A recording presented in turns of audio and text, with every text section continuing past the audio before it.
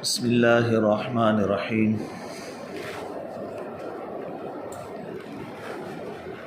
الحمد للہ وحدہ والصلاة والسلام علی من لا نبی بعدہ اما بعد اعوذ باللہ من الشیطان الرجیم بسم اللہ الرحمن الرحیم یا ایہا المزمل قم اللیل الا قلیلا نصفہ او انقص منہ قلیلا او زد علیہ ورتل القرآن ترتیلا وقال اللہ تعالی ومن اللیل فتہجد بہ نافلۃ لک عسى أن يبعثك ربك مقاما محمودا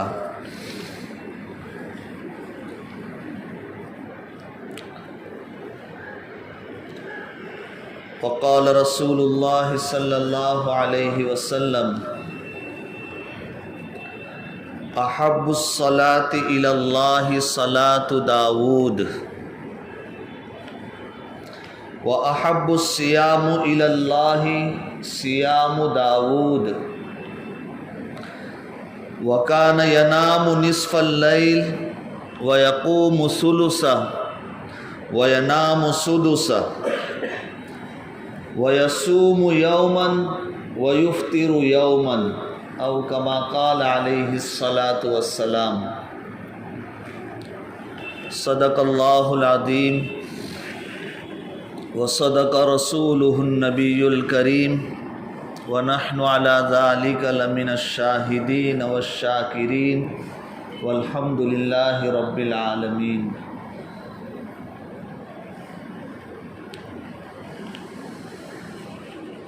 اللہ رب العزت نے دنیا میں ایک قانون بنایا ہے، هو الذي ينزل الغيث من بعد ما قنطوا وينشر رحمته.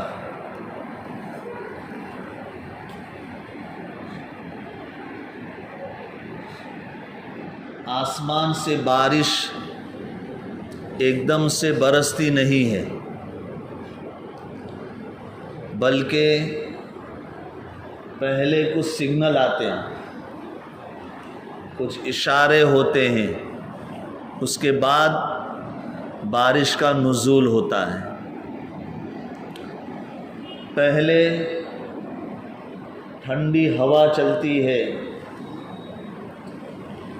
بادل چھا جاتے ہیں، اور اس کے بعد دھیرے سے بارش شروع ہوتی ہے. بارش کو اللہ کی رحمت کہا جاتا ہے.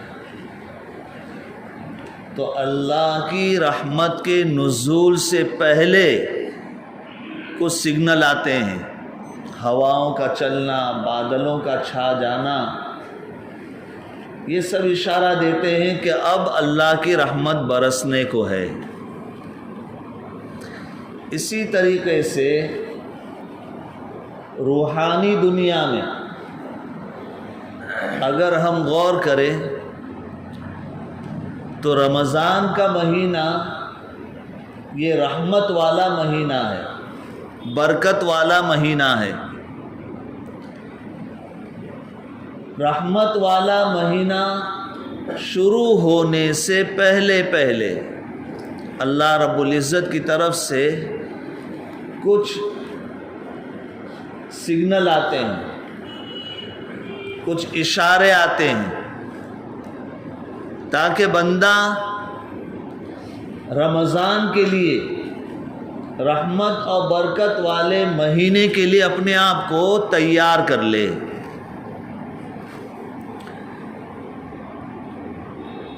حضور پاک صلی اللہ علیہ وسلم رمضان سے پہلے کا مہینہ شعبان ہے، شعبان سے پہلے کا مہینہ رجب ہے، رجب کا چاند دیکھ کر ہی آپ دعا فرماتے تھے اللہم بارک لنا فی رجب و شعبان۔ برکت والا مہینہ تو رمضان کا، لیکن اللہ کے رسول صلی اللہ علیہ وسلم 2 مہینہ پہلے، برکت والا مہینہ آنے کے 2 مہینہ پہلے رجب کا چاند دیکھ کر ہی برکت کی دعا فرماتے تھے کہ رجب میں ہمیں برکت عطا فرما، شعبان میں ہمیں برکت عطا فرما، اور رمضان کا مہینہ، مبارک مہینہ ہمیں نصیب فرما۔ تو یہ برکتوں کا سلسلہ اور رحمتوں کا سلسلہ رجب سے ہی شروع ہو جاتا ہے۔ جیسے رحمت والی بارش کے نزول سے پہلے ہی ہواؤں کا چلنا، بادلوں کا چھا جانا، ٹھنڈک کا پھیل جانا، یہ ساری چیزیں بارش کے نزول سے پہلے ہی شروع ہو جاتی ہے۔ اسی طریقے سے رمضان کا مہینہ شروع ہونے سے پہلے ہی رجب شعبان میں برکت شروع ہو جاتی ہے۔ شعبان کی 15ویں رات کو اللہ رب العزت نے برکتوں والی، فضیلت والی رات بنایا، اس رات کو عبادت کا حکم دیا، اور 15ویں شعبان کے دن روزہ رکھنے کا حکم دیا۔ یہ تمام تفصیلات شعبان میں گزر چکی۔ اللہ تعالیٰ نے رمضان کی آمد سے پہلے پہلے ہی رحمت اور برکتوں کو شروع فرما دیا ہے۔ برکتوں والا مہینہ آ رہا ہے، اس مہینے کے لیے اپنے آپ کو تیار کر لو۔ رمضان کی 1 ساعت اور 1 گھڑی بھی ضائع نہ جائے۔ اگر کسی نے رمضان کے مہینے کو ضائع کر دیا تو وہ خود ضائع ہو گیا، برباد ہو گیا۔ اللہ کے رسول صلی اللہ علیہ وسلم نے جبرائیل امین کی جو 3 دعاؤں پر آمین کہا ہے، اس میں ایک بد دعا یہ تھی کہ ہلاک ہو جیو وہ شخص جس کو رمضان کا مہینہ ملا اور اس کی مغفرت نہ ہوئی، اس نے رمضان کو ضائع کر دیا، اپنے آپ کو اللہ کی بارگاہ میں پاک اور صاف نہیں کروایا۔ ہلاک ہو جیو وہ شخص جس کو رمضان کا مہینہ ملا اور اس کی مغفرت نہ ہوئی۔ یہ بد دعا حضرت جبرائیل علیہ السلام نے فرمائی اور اللہ کے رسول صلی اللہ علیہ وسلم نے فرمایا آمین۔ وہ فرشتہ جو قرآن لے کر حضور پاک صلی اللہ علیہ وسلم کے پاس آیا، جبرائیل امین کی بد دعا اور رحمت للعالمین کی آمین، اس کی بربادی میں کوئی شبہ نہیں جو رمضان کے مہینے کو ضائع کر دے۔ تو رمضان کے آنے سے پہلے پہلے اپنے آپ کو تیار کرنا، جسمانی طور پر بھی اور روحانی طور پر بھی۔ جسمانی طور پر تو اس طرح کہ جو کچھ بھی اپنے بدن کی کچھ کمزوریاں ہیں، ان کمزوریوں کو دور کیا جائے، اور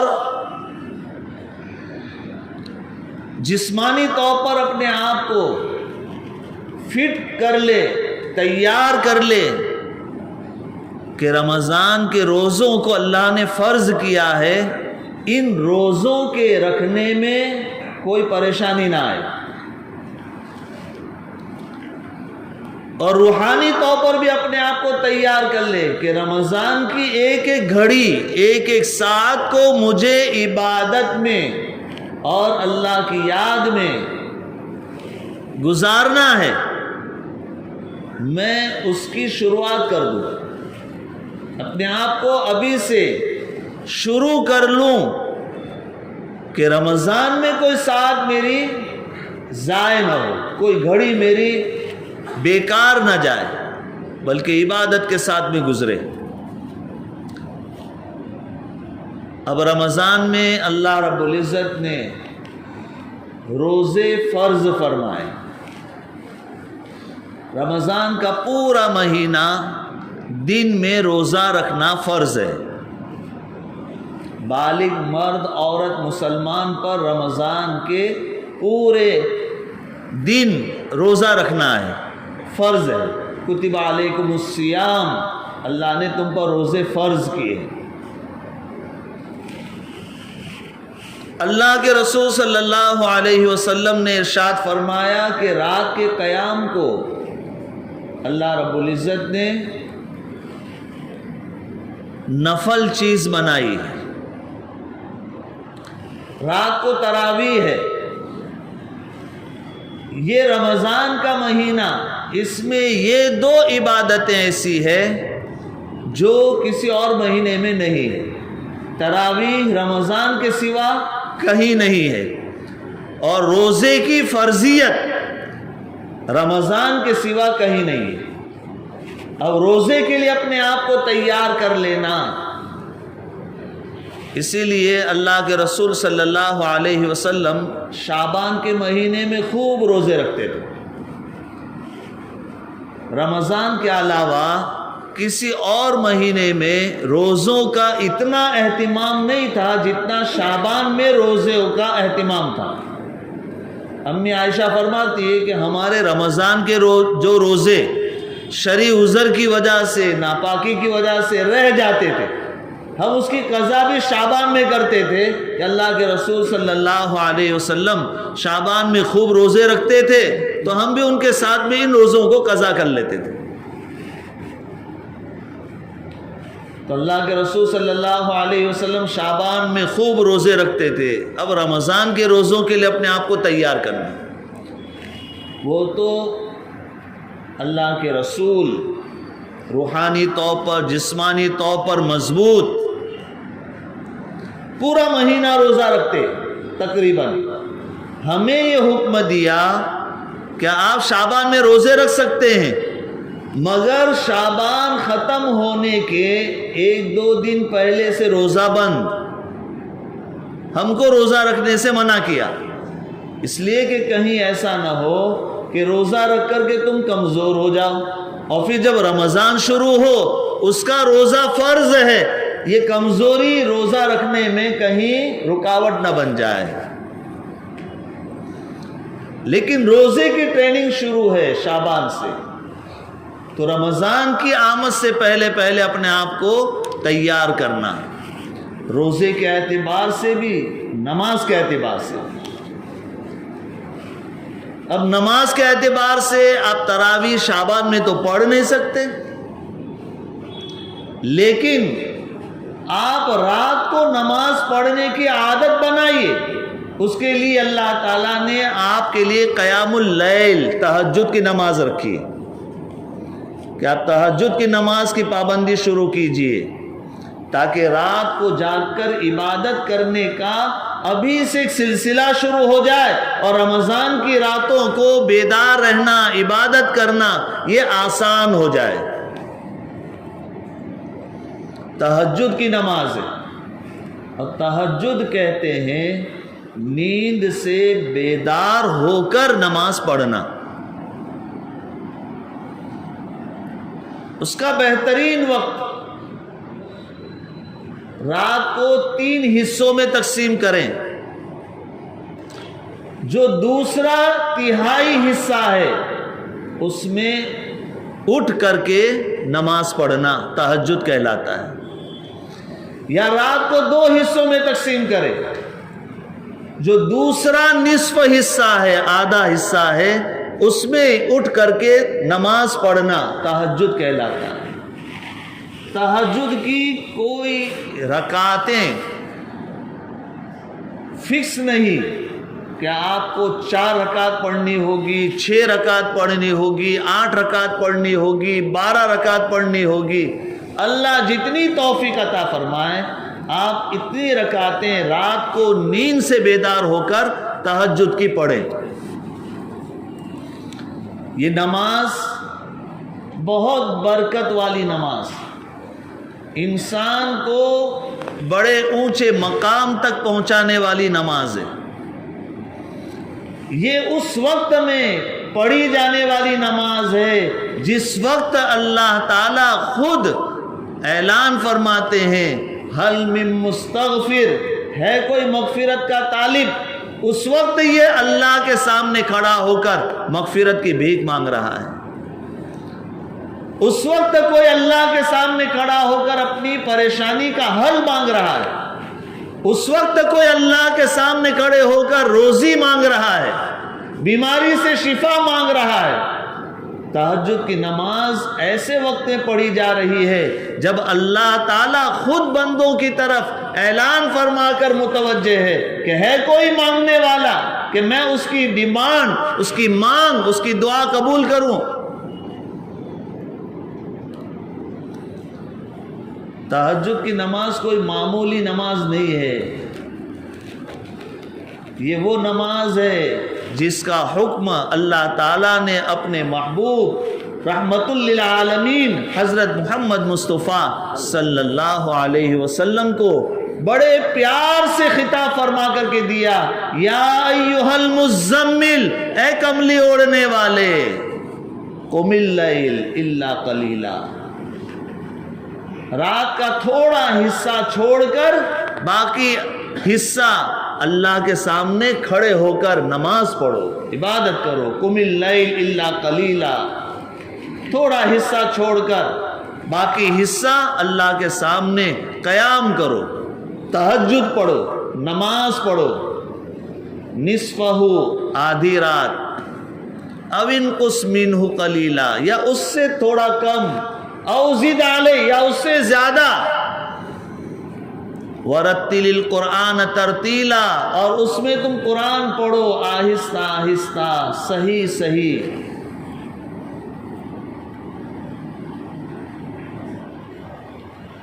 اللہ کا کلام پڑھو، اللہ کے سامنے قیام کرو، اس قیام میں اللہ کا کلام پڑھو۔ یہ تہجد کی نماز ہے جس کا حکم اللہ کے رسول صلی اللہ علیہ وسلم کو دیا جا رہا ہے۔ ایک دوسرے موقع پر اللہ تعالیٰ فرماتے وَمِنَ اللَّيْلِ فَتَهَجَّدْ بِهِ نَافِلَةً لَكَ عَسَىٰ أَن يَبْعَثَكَ رَبُّكَ مَقَامًا مَحْمُودًا، کہ رات کے وقت میں تہجد پڑھا کیجئے۔ وَمِنَ اللَّيْلِ فَتَهَجَّدْ بِهِ نَافِلَةً لَكَ، یہ ایک زائد نماز اللہ تعالیٰ نے جس کا آپ کو حکم دیا ہے۔ 5 وقتہ نماز تو فرض ہے، اس کے علاوہ یہ ایک نماز ہے، اس کا بھی اہتمام کیجئے، تہجد پڑھیے۔ عسیٰ ان یبعثک ربک مقاما محمودا، امید ہے کہ اللہ رب العزت آپ کو، آپ کا پروردگار آپ کو مقام محمود کا مرتبہ عطا فرمائیں گے۔ حضور پاک صلی اللہ علیہ وسلم کو تو اللہ رب العزت نے مقام محمود عطا فرمایا ہے۔ امت کو کیا ملے گا؟ یہ مقام تو اللہ کے رسول صلی اللہ علیہ وسلم کے لیے خاص ہے۔ جو جنت میں مقام محمود ہے یہ تو اللہ کے رسول حضرت محمد مصطفیٰ صلی اللہ علیہ وسلم کے لیے خاص ہے، کسی اور کو نہیں ملنے کا۔ ہمیں کیا ملے گا؟ تہجد پڑھنے والے کو کیا ملے گا؟ بعض مفسرین نے لکھا ہے کہ اللہ کے رسول کو تو مقام محمود ملا، امت کو مقام محمود پر اللہ کے رسول حضرت محمد صلی اللہ علیہ وسلم کی شفاعت ملے گی۔ اور بعض مفسرین نے یہ فرمایا ہے کہ مقام محمود، محمود کے معنی ہے تعریف کیا ہوا۔ اللہ کے رسول صلی اللہ علیہ وسلم کو تو جنت کا مقام محمود ملے گا، امت کو یہ مقام اور یہ اسٹیٹس ملے گا کہ یہ ہمیشہ ہر جگہ اس کی تعریف ہوتی رہے گی، اس کا نام بلند رہے گا، تہجد پڑھنے والے کا نام عزت سے لیا جاتا رہے گا، یہ دنیا میں رہے گا تب بھی اور دنیا سے انتقال کر جائے گا اس کے بعد بھی اس کا نام تعریف کے ساتھ اچھے سے اس کا نام یاد رکھا جائے گا۔ یہ فضیلت تہجد پڑھنے والے کی، جو تہجد پڑھتا ہے اللہ رب العزت اس کو یہ مقام محمود عطا فرماتے ہیں کہ جہاں کہیں بھی وہ رہے، جب بھی وہ یاد کیا جائے گا تعریف سے یاد کیا جائے گا، اچھے نام سے، نیک نام سے وہ یاد کیا جائے گا۔ یہ تہجد کی فضیلت ہے۔ تہجد پڑھنے کی بنیاد پر دل مضبوط ہوتا ہے، تہجد پڑھنے کی بنیاد پر اس کی بات میں ایسا وزن ہوتا ہے کہ وہ بات کوئی رد نہیں کر سکتا۔ بزرگوں نے یہ بات بھی لکھی ہے کہ اس کا دل مضبوط ہوتا ہے اور اس کی بات ایسی مضبوط ہوتی ہے کہ اس کو کوئی رد نہیں کر سکتا۔ آج ہر کوئی یہ چاہتا ہے کہ میری بات کو کوئی رد نہ کرے، ہر کوئی میری بات کو قبول کرے، ہر ایک کے درمیان میری بات کا وزن رہے، ہر کوئی چاہتا ہے۔ یہ فضیلت ملتی ہے تہجد پڑھنے کی بنیاد پر، اور علماء کرام نے اس پر قرآن کی آیت سے استدلال کیا ہے۔ سورہ مزمل میں ہی اللہ تعالیٰ فرماتے ہیں ان ناشئۃ اللیل ہی اشد وطئا واقوم قیلا۔ ناشئۃ اللیل یعنی رات کو اٹھ کر تہجد پڑھنا، نماز پڑھنا، یہ دل کے کچلنے کے لیے ہے، نفسانی خواہشات کو مارنے کے لیے اور مضبوط بات بنانے کے لیے ہے۔ آدمی کے اندر جب یہ قوت پیدا ہوتی ہے کہ وہ اپنی نفسانی خواہشات کو دبا سکتا ہے، یہ نفسانی خواہشات کو دبانے کی قوت اسی کے اندر ہو سکتی ہے جس کا دل مضبوط ہو، اس کا ول پاور اتنا مضبوط ہے کہ وہ خواہشات کو دباتا ہے، نفسانی خواہشات کے دام اور جال میں پھنستا نہیں، اس کو کچل دیتا ہے، اس کا دل اتنا مضبوط ہے۔ وَأَقْوَمُ قِيلًا، اس کی بات اتنی درست کہ اس کو کوئی رد نہیں کر سکتا، اس کو کوئی رد نہیں کر سکتا۔ بات میں وزن اور دل میں مضبوطی تہجد کی نماز کی برکت ہے۔ محدثین نے ایک اور حدیث بیان کی ہے جس کے ذیل میں دل کے مضبوط ہونے والی فضیلت سے استدلال کیا ہے۔ امام بخاری رحمۃ اللہ علیہ نے صحیح بخاری میں ایک روایت بیان کی ہے تہجد کے بیان میں ہی۔ حضرت عبداللہ ابن عمر رضی اللہ تعالی عنہما ارشاد فرماتے ہیں کہ لوگ اللہ کے رسول صلی اللہ علیہ وسلم کی خدمت میں آ کر اپنا خواب سناتے تھے کہ میں نے یہ خواب دیکھا ہے۔ اللہ کے رسول صلی اللہ علیہ وسلم اس کی تعبیر بتلاتے تھے۔ آپ نے یہ خواب دیکھا، اس کا کیا مطلب ہے، اس میں کیا میسج ہے، اس میں کیا کہا گیا ہے، اس کو تعبیر کہتے ہیں۔ اللہ کے رسول تعبیر بتلاتے تھے۔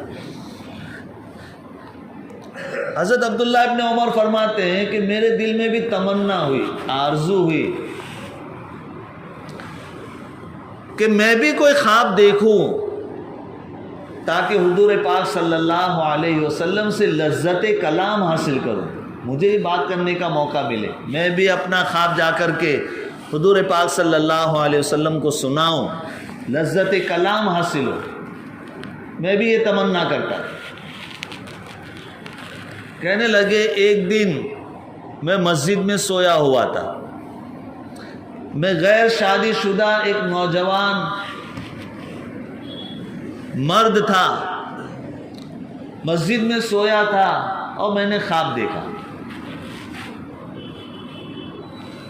خواب میں یہ دیکھتا ہوں کہ 2 فرشتے میرے پاس آئے اور یہ فرشتے مجھے لے کر کے چلے, ایک جگہ مجھے لے جا کر کھڑا کیا. وہاں میں دیکھ رہا ہوں آگ ہی آگ, لیکن اس آگ کے ہر طرف منڈیر ہے. جیسے کنویں کے ہر طرف منڈیر ہوتی ہے, ایسے آگ کے ہر طرف منڈیر ہے. میں نے اس آگ کے اندر کئی ایسے لوگوں کو دیکھا جن کو میں پہچانتا تھا. میں ڈر گیا. حضرت عبداللہ ابن عمر رضی اللہ تعالیٰ عنہما نے ان لوگوں کا نام نہیں لیا کہ کس کو میں نے دیکھا, خاموش رہے اس وقت. میں ڈر گیا. ایک تیسرے فرشتے کو میں نے دیکھا, وہ آ کر مجھ سے کہہ رہا ہے کہ آپ ڈرو مت, آپ کو اس لیے یہاں نہیں لایا گیا ہے کہ آپ کو اس میں ڈالنا ہے, آپ ڈرو مت. یہ ذرا جملہ یاد رکھنا, آپ ڈرو مت, آپ کو اس لیے نہیں لایا گیا کہ آپ کو جہنم میں ڈالا جائے گا. وہ آگ کے ہر طرف منڈیر تھی اور 2 ستون تھے. خواب پورا ہو گیا. اب عبداللہ ابن عمر رضی اللہ تعالیٰ عنہما کی ہمت نہیں ہوئی, چونکہ ابھی نوجوان تھے, بالکل کھلتی جوانی تھی, کوئی بہت زیادہ عمر نہیں تھی. تو خود جا کر کے حضور پاک صلی اللہ علیہ وسلم سے بات کرنے کی ہمت نہیں ہوئی. تو وہ اپنی باجی یعنی اپنی بڑی بہن حضرت حفصہ رضی اللہ تعالیٰ عنہ, جو حضور پاک صلی اللہ علیہ وسلم کی زوجہ اور پوری امت کی ماں ہے, ان کے پاس جا کر کے کہا کہ باجی میں نے یہ خواب دیکھا ہے. پورا خواب سنایا. حضرت حفصہ رضی اللہ تعالیٰ عنہ نے یہ خواب جو ہے یہ حضور پاک صلی اللہ علیہ وسلم کے سامنے جا کر کے سنا دیا. حضور پاک صلی اللہ علیہ وسلم نے پورا خواب سنا اور اس خواب کے بارے میں کچھ بھی نہیں کہا, اس کی تعبیر پر کوئی کلام نہیں کیا. یوں ارشاد فرمایا کہ نعم الرجل عبداللہ لو کان یصلی من اللیل, کہ عبداللہ بہت اچھا آدمی ہے, کاش کہ وہ تہجد کی نماز پڑھے. عبداللہ بہت اچھے انسان ہیں, کاش کہ وہ تہجد کی نماز پڑھے. اگر وہ تہجد کی نماز پڑھے.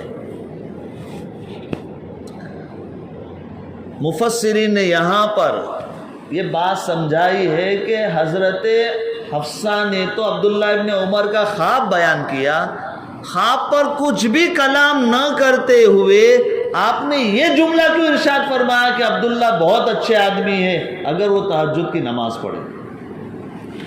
مفسرین کہتے ہیں کہ خواب کے اندر جو ذکر آیا تھا کہ جہنم کے پاس لے گئے اور یہ جہنم اور جہنم کے اندر لوگوں کو دیکھ کر کے ڈر گئے, اور تیسرا فرشتہ سامنے آ کر ان کو کہہ رہا ہے کہ ڈرو مت, ڈرو مت, ڈرو مت.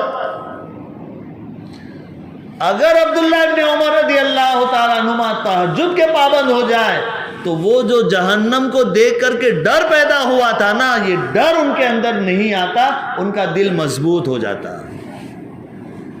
یہ فضیلت ہے تہجد کی نماز کی کہ تہجد کی نماز پڑھنے والے کا دل مضبوط ہو جاتا ہے, اس کی بات, اس کا کلام مضبوط ہو جاتا ہے. وہ کبھی کسی سے ڈر نہیں سکتا, کبھی اس کی بات جو ہے ادھوری اور ایسی ناقص نہیں سمجھی جائے گی کہ اس کو کوئی رد کر سکے.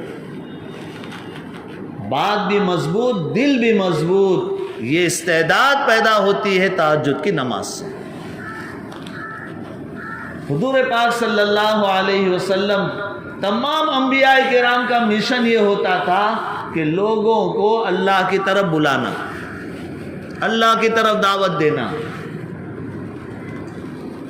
دن بھر ان کا کام ہی یہ ہوتا تھا، انسانوں کی ہمدردی اور انسانوں کی شفقت اور ان کو اللہ کی طرف بلانے کا فکر، اسی سے انبیاء علیہ السلام کی زندگی بھری ہوئی ہے۔ تمام انبیاء کی یہ شان قرآن نے بھی بیان کی۔ تو دن بھر یہ تھکتے ہیں، دن بھر اسی فکر میں، ان کو کوئی موقع دوسرا ملتا نہیں ہے عبادت کا۔ حضور پاک صلی اللہ علیہ وسلم کی بھی یہی شان تھی کہ دن بھر انہی فکروں میں اللہ کے بندوں کو اللہ کی طرف بلانا، جہنم کی طرف جانے والوں کو جنت کی طرف کھینچنا، یہی فکر، یہی کڑن، یہی درد، دن بھر تھکتے تھے اس کے، کوئی وقت کوئی موقع نہیں ملتا تھا۔ اللہ تعالیٰ نے حضور پاک صلی اللہ علیہ وسلم کو حکم دیا کہ دن بھر تو تمہیں مجھ سے بات کرنے کا موقع نہیں ملتا، تم لوگوں کے درمیان ہی رہتے ہو، لوگوں کو مجھ سے ملانے کی فکر میں ہی رہتے ہو، رات کا وقت میرے لیے فارغ کرو، ہم دونوں رات کے وقت میں کلام کریں گے۔ جو اللہ کا کلام قرآن پڑھتا ہے وہ اللہ سے کلام کرتا ہے، جو اللہ کے سامنے کھڑے ہو کر نماز پڑھتا ہے وہ اللہ سے بات کرتا ہے۔ رات کا وقت فارغ کرو اور مجھ سے بات کرو۔ محبوب بھی رات کے وقت میں موقع تلاش کرتا ہے کہ میں اپنے محبوب سے بات کروں۔ سہانا وقت ہوتا ہے، خاموش وقت ہوتا ہے، تنہائی ہوتی ہے، اس وقت میں اپنے محبوب سے کلام کرو، بات کرو۔ اللہ تعالیٰ اپنے رسول کو حکم دیتے ہیں دن بھر تو تم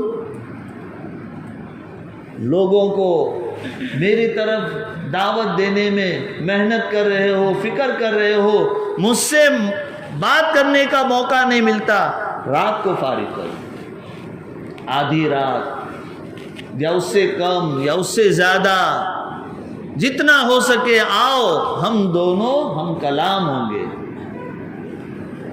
وَرَتِّلِ الْقُرْآنَ تَرْتِيلًا، قرآن کو آہستہ آہستہ اچھے طریقے سے پڑھو۔ تہجد کی نماز حضور پاک صلی اللہ علیہ وسلم کو حکم دیا گیا تھا تہجد پڑھنے، اس لیے بعض لوگوں نے فرمایا کہ تہجد جو ہے اللہ کے رسول صلی اللہ علیہ وسلم پر فرض تھی، لیکن ہمارے اوپر نافلۃ اللہ، نفل، ایک زائد نماز پڑھو، بہت فائدہ ہوگا، برکتوں سے آباد ہو جاؤں گے، مصیبتوں سے نجات حاصل ہو جائے گی، دل مضبوط ہو جائے گا، کلام مضبوط ہو جائے گا، چہرہ روشن ہو جائے گا، نیک اور صالحہ میں شمار کیے جاؤں گے۔ تہجد پڑھو۔ صحیح بخاری شریف میں ہی ایک روایت ہے، حضرت عبداللہ ابن عمرو ابن عاص رضی اللہ تعالیٰ عنہما فرماتے ہیں کہ مجھے اللہ کے رسول صلی اللہ علیہ وسلم نے یہ بتلایا کہ احب الصلاۃ الی اللہ صلاۃ داؤد، کہ سب سے پسندیدہ اور محبوب نماز اللہ کے یہاں داؤد علیہ السلام کی نماز ہے۔ وَأَحَبُّ الصِّيَامِ إِلَى اللَّهِ صِيَامُ داؤد، اور سب سے محبوب روزے اللہ کو داؤد علیہ السلام کے روزے۔ کیا تھی ان کی نماز اور کیا تھے ان کے روزے؟ صحیح بخاری شریف میں ہے، وَكَانَ يَنَامُ نِصْفَ اللَّيْلِ وَيَقُومُ ثُلُثَهُ وَيَنَامُ سُدُسَهُ، کہ ان کی نماز رات کو ہوتی تھی، کہ وہ آدھی رات سوتے تھے اور پھر تہائی رات نماز پڑھتے تھے، تہجد پڑھتے تھے، اللہ کے سامنے کھڑے ہو کر نماز پڑھتے تھے، اور پھر اس کے بعد چھٹا حصہ رات کا سوتے تھے۔ یہ داؤد علیہ السلام کی نماز ہے جس کے بارے میں اللہ کے رسول فرماتے ہیں کہ یہ اللہ کو بہت محبوب ہے۔ تو آدھی رات سوتے، پھر اٹھ کر 1/3 رات تک عبادت کرتے، پھر چھٹا حصہ سو جاتے۔ یہی تہجد کا بہترین طریقہ بھی ہے کہ آدمی جلدی سے رات سو جائے اور پھر جو ہے بیدار ہو کر کے تہجد کی نماز پڑھے، اور اس کے بعد تھوڑی دیر سونا چاہے تو سو جائے، فجر سے پہلے واپس اٹھ جائے۔ اللہ تعالیٰ کو داؤد علیہ السلام کی نماز بہت محبوب، اور داؤد علیہ السلام کے روزے بھی اللہ کو محبوب۔ تو داؤد علیہ السلام کے روزے کس طرح تھے کہ یصوم یومن و یفطر یومن، کہ ایک دن روزہ رکھتے تھے، ایک دن افطار کرتے تھے، ایک دن چھوڑ کر ایک دن روزہ رکھنا، یہ داؤد علیہ السلام کا روزہ رکھنے کا طریقہ تھا۔ اسی کو صوم داؤدی کہا جاتا ہے، داؤدی روزہ، کہ ایک دن روزہ رکھنا، ایک دن افطار کرنا۔ اللہ تعالیٰ کو داؤد علیہ السلام کے روزے بھی پسند تھے، اللہ تعالیٰ کو داؤد علیہ السلام کی نماز بھی پسند تھی۔ تو نماز کون سی نماز آئی؟ تہجد کی نماز آئی۔ اس لیے رات کا قیام، رات کو عبادت کرنا، رات کو تہجد پڑھنا، یہ بہت ہی فضیلت والی نماز ہے، جسمانی طور پر بھی آدمی کو مضبوط بناتی ہے اور روحانی طور پر بھی آدمی کو مضبوط بناتی ہے۔ آگے رمضان آ رہا ہے، رمضان میں تراویح پڑھنا ہے، رمضان میں رات کو عبادت، دن میں روزہ، یہ تمام کا تمام رمضان کے معمولات میں کسی طرح کی کوئی کوتاہی نہ رہ جائے۔ اس لیے ابھی سے اپنے آپ کو اس کے لیے تیار کرو، اور اس کے تیار ہونے کا سب سے بہترین طریقہ یہ شعبان میں روزہ رکھنا اور رات کو تہجد کی نماز شروع کرو، اور تہجد کو ایسا لازم پکڑے کہ تہجد کبھی بھی زندگی میں رہ نہ جائے، تہجد کے پابند بنے، تہجد کے پابند بنے، روحانی طور پر بھی مضبوط ہو جاؤں گے، جسمانی طور پر بھی مضبوط ہو جاؤں گے۔ اللہ کے یہاں پر تہجد پڑھنے والے کو مقام محمود دینے کا وعدہ ہے، اور مقام محمود یہ ہے کہ ہمیشہ دنیا میں نیک نام رہوں گے۔ اللہ تعالی عمل کی توفیق عطا فرمائے۔ وآخر دعوانا الحمدللہ رب العالمین۔